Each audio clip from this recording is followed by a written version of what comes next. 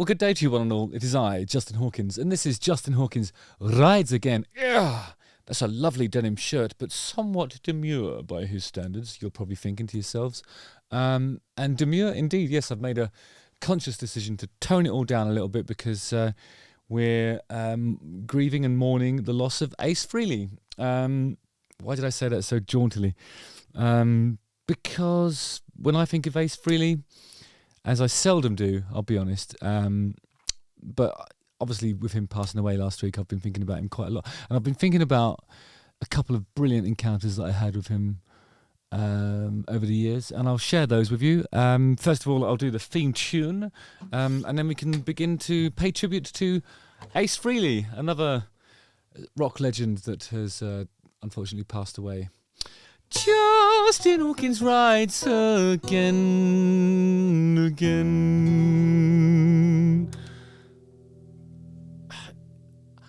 I don't mind doing the theme tune when it's something like this because I think it's diminished and it's minory.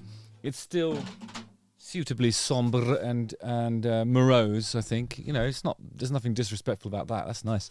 Anyway. I'm sure most of you are aware I've been on the road with the darkness for, I don't know, 3 months, I think now, probably. Well, it's going to be 3 months by the end of it, which doesn't sound like a lot, actually, in the grand scheme of things, but 3 months solid. This is my only day off because my daughter came out and did a bit of touring with me, so I took her back to her mother today. So just got a bit of time to kill, and I thought I'd do an episode about Ace Frehley. And I think what I want to talk about is his capacity for forgiveness, because he and I had somewhat of a spat. I mean, that's not going to be too surprising to anybody, really, but punctuality. I'll talk about punctuality, and then I can talk about forgiveness. Anyway, but before I talk about those things, I've been reading some of the tributes that have been paid to Paul Daniel Ace Frehley by the people who knew him the best. On X, Paul Stanley wrote, "I remember 1974 being in my room at the Hyatt on Sunset in LA. Fancy. And I heard someone playing deep and fiery guitar in the room next door. I thought, boy, I wish that guy was in the band. I looked over the balcony. He was. It was Ace."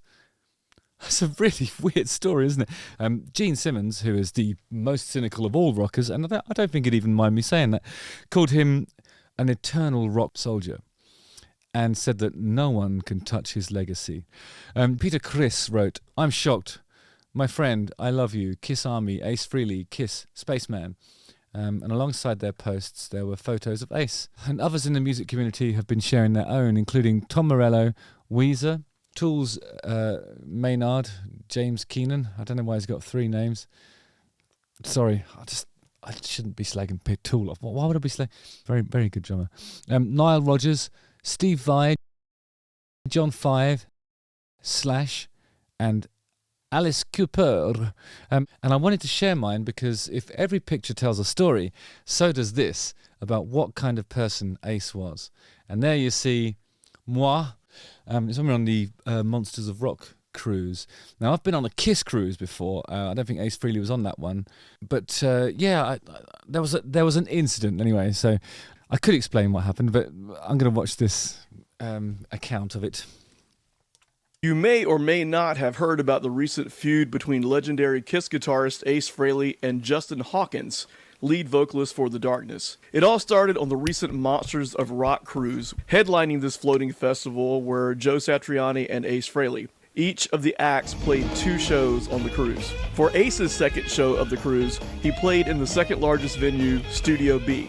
Now, I can't say for certain exactly what the problem was, but Ace got started late, and it pushed the second act behind by about 40 minutes. That next act was The Darkness. Apparently, The Darkness frontman Justin Hawkins took exception to this, and he began taking shots at Ace during The Darkness set. He began by calling the spaceman a not-so-nice C-word. In fairness to Justin, while it's one of the nastiest things you can call someone in the States, in the UK, it's about the same as calling someone a dick.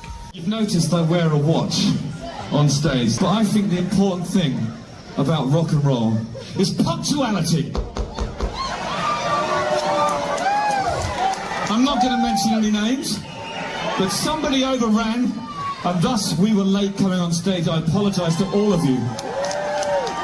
But in fairness, the artist that overran, I'm not going to name any names, okay? I won't name any names. But I think some of their rider requirements were a little bit difficult to source in the middle of the Caribbean. One of those being wig adhesive. I'm talking about Ace Frehley, sorry guys.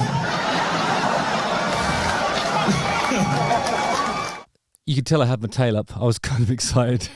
I do get a bit excitable actually when I got the microphone in my hand and the audience baying for more laughter and japes like that. I've never been one to double down, so I'm ashamed to say it didn't really end there. Let's have a look. Oh no. Let me ask you something. Where'd you get your wig from? Amazon. I think it's the same place Ace gets his from, actually. Just joking. Okay, that was a cheap shot. Oh, don't get a wig joke. I do think wig jokes are the funniest jokes, though. It's just it pierces or pricks rather male vanity, and that's a really important thing to do. Oh God. Anyway, I shouldn't laugh because in a few years I'll have prickstick on my rider as well. Have you had enough of that sort of stuff? Yeah. See, look, they're literally asking for me to do more of it. I mean, the first gig I ever did, not first gig, but the first, my first job in the music business, I suppose, was I was a T-boy in a recording studio when I was 14. It was part of the GCSE work experience, you know, just give you an idea of what the workplace looks like if you're into music and stuff. And one of the clients was Maurice Clark, who was a Elvis impersonator from the Great Yarmouth region, and he used to share his wig with the audience. Brilliant. Right. The crowd seemed to love the fun Justin was having. Like I said, they even egged him on to continue. Ace, however, did not seem quite as... All right, I'm going to take it from here because I don't think that anybody else's perspective is important at this point. So it was brilliant. So I think a couple of Aces people were furious and asked me if we had a problem. But the way they asked me was kind of like, oh my God, I started to wonder if we did have a problem. I thought I was going to get thrown overboard just for having a bit of wig-based amusement fun. So I think I'd ordered a couple of coffees. Because you know, that stupid thing when you do the surfing and it's kind of like, it's not real surfing, but it's just like a permanent wave that they have on these cruise ships. I was trying to do that, and that's why my hair was still wet. And I went to get a coffee afterwards. We were just getting ready to go out, and then I got sort of cornered by a couple of Aces people who were asking if I had a problem. I was like, well, yeah, I've got a million problems, and I go through a myriad of emotions on a daily basis. But I don't know, I think it's obvious from that footage that I was just pissing about, really. So they said, well, Ace is sitting in the corner if you want to go and talk to him. So I did. I went over and sat down with Ace Frehley, and I said to him, I didn't realise it was such a touchy subject, really. Obviously, I suppose the cunt thing was probably the real issue, really. Thinking about it, I think it was probably, yeah, I can, as I'm saying it, I can hear that might have been the thing that rubbed him up the wrong way. Because when it came to talking about the wig, he was laughing about it, and he said to me, you know, it's just easier when you have a wig. You know, you don't have to maintain the illusion of lustrous hair. You know, you can just rock up and put something on your head, and you're off. So, you know, and you know, I had a lovely conversation with him, and it was a good moment. But the thing that made me laugh was he didn't remember me from when he and I played together. Once again, it was a corporate event, and I sang "I Wanna Rock and Roll All Night and Party Every Day." And you say you wanna go for a spin. That is a great song. I think that was produced by Bob Ezrin as well. So, I mean, he did a lot of the iconic Kiss records in the 70s and beyond, really. But I think I sang that one, "I Want to Rock and Roll All Night and Party Every Day," with Ace Frehley and I'm not ashamed to say this, and I'm sure Ace wouldn't be ashamed to say it either. It was true that we performed at a corporate event. Now, just because it's a corporation paying a huge amount of money for a bloke out of The Darkness and the guy out of Kiss to sing a Kiss song for money to some people who were disinterested at the very most, that doesn't make us bad people or cynical or mercenary. It was just a great, for me, I saw it as a great opportunity to share my love of that particular Kiss record, and also to sing for Ace, you know. And the really fun thing, I suppose, about the encounter on the boat was that he and I had met and he had no recollection of it. I think he didn't recognise me because, ironically, my hair had changed a good amount since the time when we first met. So I think 14 years had passed, and in that time, I'd gone from having long, bleached blonde, sort of Vince Neil in 1987 hair to short, much more demure, much more sensible hair. I don't think he gave a frog's fat ass who I was. He was just upset because I said the word C about him because he made me late.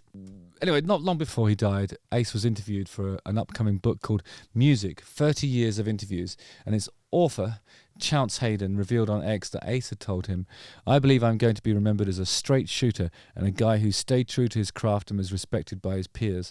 I brought happiness to a lot of people. I was always the funny guy in Kiss. That's how I would like to be remembered." I'll never forget him and our coffee on the cruise. And I also I covered some of his solo stuff that was because what I like about Ace Frehley in particular is that he performed right into his 70s, right until the end, and he didn't do it in that kind of way that you sometimes see like musicians being wheeled out and exploited in the twilight. You know, he was kicking ass right up to the end. So in conclusion, I think it's fair to say that a man capable of forgiveness and personal growth and the kind of, well, just a guy that rocked out right into his mid-70s, respect. I regret using the C word, as I often do. I think it's just one of those things. You get carried away when you've got a microphone in your hand. I think Ace Frehley can understand that, because he was all about the rock and roll. All right, nice one, guys. Justin Hawkins Rides Again. Don't forget to like, subscribe, hit the bell for notifications, watch one of these two videos, listen to the music of Kiss, particularly the Golden Era featuring Ace Frehley, and produced by Bob Ezrin. It's awesome stuff. All right, guys, let me know what you think, and I'll catch you on the ice. All right. Again.